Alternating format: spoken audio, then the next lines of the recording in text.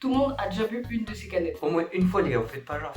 Et en vrai, c'est normal. C'est le type de boisson qui voit la part de chiffre d'affaires dans le marché des soft drinks exploser ces dernières années. Et ça fait plus de 5 ans. En 2018, en France, ça représentait environ 13,6 litres achetés par personne et par an. En gros, c'est beaucoup. Ok, tout ça c'est bien, toutes ces stats, c'est cool, mais pourquoi on parle de ça même? Parce qu'en 2024, on continue de voir de nouveaux acteurs tenter leur chance sur le marché.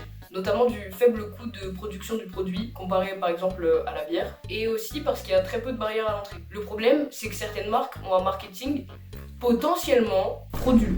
Ok, mais déjà en fait, c'est quoi une boisson énergisante? Selon l'Institut national de santé du Québec, ces boissons sucrées promues pour leur capacité à rehausser les niveaux d'énergie et de vivacité contiennent de la caféine comme principal ingrédient actif, en plus de diverses autres substances aux propriétés dites stimulantes. En gros, si je fais clair, une boisson énergisante, c'est une boisson qui contient des excitants et de la taurine. L'excitant principal, on a la caféine, la taurine, on en parlera un petit peu plus tard, il y a une petite nuance. Et en fait, c'est souvent vendu pour réduire la fatigue et augmenter la concentration. Attention, il ne faut pas confondre les boissons énergisantes et les boissons énergétiques. Voici ce que Decathlon dit à propos de celles-ci. Les boissons énergétiques permettent de réduire la fatigue et de rester en forme pendant toute la durée de l'effort, de 1 à plus de 3 heures selon la boisson choisie. Qu'il s'agisse d'une boisson isotonique ou encore d'une boisson électrolyte, on ne rentrera pas dans les détails aujourd'hui. Sachez qu'elles poursuivent toutes le même objectif, aider le sportif à aller au bout de ses performances et à récupérer plus vite grâce à l'apport de nutriments essentiels tels que les glucides ou le magnésium. Voilà, c'est la petite définition selon Decathlon, elle est assez courte, mais déjà on peut voir deux différences fondamentales. L'objectif de la consommation et la composition de ces boissons. Ok, bah du coup on pourrait s'arrêter là, non? Eh ben non, Jamy. En fait, c'est plus compliqué que ça. Parce qu'il y a encore des golemons qui sont en train de boire leur canette devant la vidéo et qui vont aller la finir à basique frites. Oh my god, bro. Oh, hell. Mais du coup, c'est quoi la différence de composition? La composition pour les boissons énergisantes, type la canette qu'on n'arrête pas de montrer depuis tout à l'heure, c'est deux composés actifs principalement, la taurine et la caféine. Alors, vous allez me dire, taurine, caféine, vous en avez entendu parler, mais qu'est-ce que c'est? En fait, la taurine, c'est une molécule qui a été découverte dans les tissus des taureaux, c'est pour ça que ça s'appelle comme ça, mais qui est naturellement produite dans notre corps.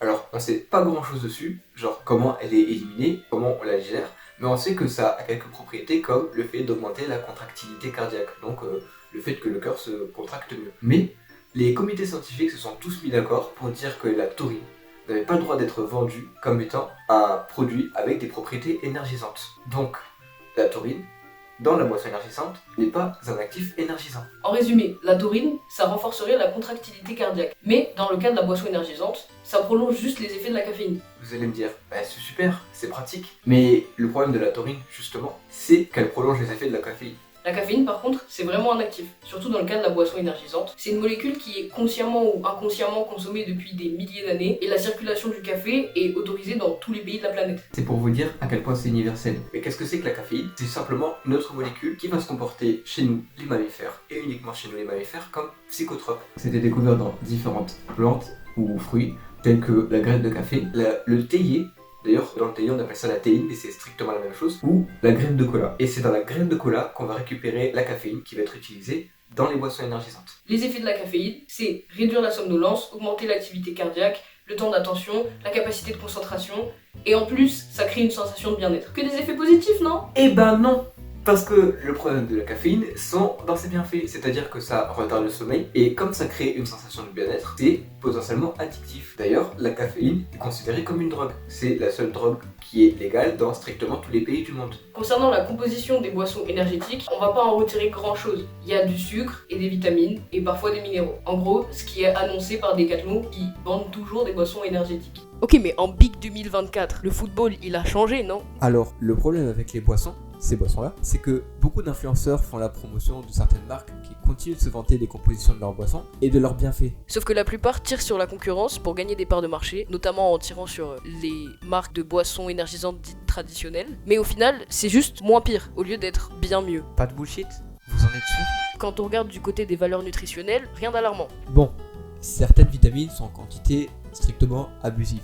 La quantité de caféine globale n'est pas bien alarmante, quoique assez élevée au vu des 400 g mg maximum recommandés par jour. Mais attention, 400 mg, c'est énorme. Bref, on voit ça, on a envie d'y croire. Sauf que quand on se penche du côté de la liste des ingrédients, bah ça ressemble un peu plus à un cocktail explosif. Il y a beaucoup trop d'ingrédients et ça, c'est pas foufou.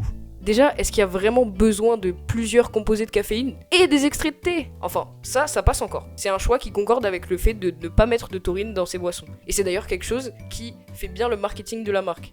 Sauf que si on regarde bien, on a deux composés qui nous fâchent un peu. L'acésulfame K et le sucralose. Ok, mais c'est quoi ça? L'acésulfame K ou acésulfame potassium et le sucralose sont des édulcorants. Quand tu les consommes, ils ne sont absolument pas digérés par l'organisme. C'est-à-dire que ce sont des remplaçants du sucre qui sont plus sucrants et qui ont plus de goût pour moins de sucre.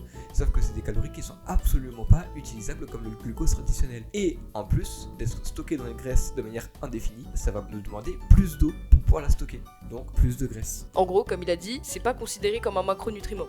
Donc quand on va regarder dans la fiche des valeurs nutritionnelles, on va voir 0 g de sucre. Et là on se dit c'est génial, c'est incroyable. Sauf qu'il faut aussi regarder la liste des ingrédients qui déjà est plus longue que mon avenir à l'école. Pitié, il n'y a pas besoin d'autant de choses qui ont des noms compliqués. Et si vous en voyez en général et que vous savez pas les définir, c'est qu'il y a un problème. Alerte rouge. Donc il faut pas seulement se baser sur les valeurs nutritionnelles pour juger la qualité d'une boisson. Par exemple le Coca Zéro, il y a rien dedans, genre littéralement aucun macronutriment, mais il y a beaucoup d'édulcorants et d'autres ingrédients qui font que c'est pas une boisson à consommer tous les jours. Mais du coup, nous on boit quoi? Si tu tiens à ta santé, bah tu bois de l'eau et du jus de fruits pressé à la sueur de ton front. Si t'es un simple mortel comme nous, on a quelques tips. Déjà, évite les energy drinks mélangés avec de l'alcool. Ouais, même si c'est pas cher, tu peux dire adieu au Jägerbomb. Le ministère de la Santé disait déjà que c'était pas un bon bail en 2013. Évite l'alcool tout court en fait. Tu veux avoir plus d'énergie? Dors correctement. Au minimum, c'est 7 heures de sommeil par nuit avec des horaires de coucher et de lever bien précises. Il faut se créer un environnement propice au sommeil réparateur et au repos. Sinon, bois un café bien noir. Déjà, t'auras plus l'impression d'assumer tes bêtises là. Et puis, c'est de la caféine, mais sans toutes les autres dingueries qu'il y a dans une canette ou dans des pots de boissons énergisantes. Je vous avoue, c'est pas le même prix au litre aussi. Bref. Ça peut sembler logique dit comme ça, mais privilégie les boissons avec un minimum d'ingrédients et avec le maximum d'ingrédients naturels. Bref, si t'es resté jusque là, abonne-toi. Apparemment, ça donne le livre enchanté Pléo des arthropodes. Et en prime, t'auras un boost d'énergie pour toute la journée. Et pour les qui sa mère. Merci pour les travaux.